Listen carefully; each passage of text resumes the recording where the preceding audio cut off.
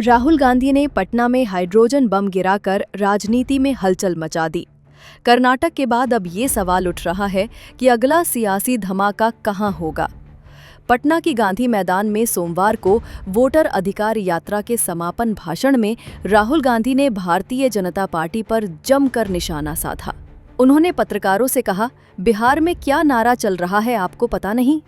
ये बात तो चीन तक पहुंच गई है। बिहार में वोट चोर गद्दी छोड़, चाइना में भी लोग बोल रहे हैं वोट चोर गद्दी छोड़, अमेरिका में भी बोल रहे हैं। और जब वे मंच पर पहुंचे तो भीड़ का उत्साह देखकर उन्होंने कहा, आपने परमाणु बम का नाम सुना है? परमाणु बम से बड़ा हाइड्रोजन बम होता है। भारतीय जनता पार्टी के लोग तैयार हो जाओ, हाइड्रोजन बम आ रहा है। राहुल गांधी की ये यात्रा 17 अगस्त को सासाराम से शुरू हुई थी। 16 दिनों तक चली इस यात्रा में उन्होंने 25 जिलों और 110 विधानसभा क्षेत्रों को कवर किया। इस दौरान तेजस्वी यादव, मल्लिकार्जुन खड़गे, रेवंत रेड्डी और स्टालिन जैसे नेता भी उनके साथ रहे। राहुल गांधी का दावा था कि भारतीय जनता पार्टी और चुनाव आयोग मिलकर 65 लाख से अधिक मतदाताओं को मतदाता सूची से हटाने की साजिश कर रहे हैं। उन्होंने इसे लोकतंत्र की चोरी कहा।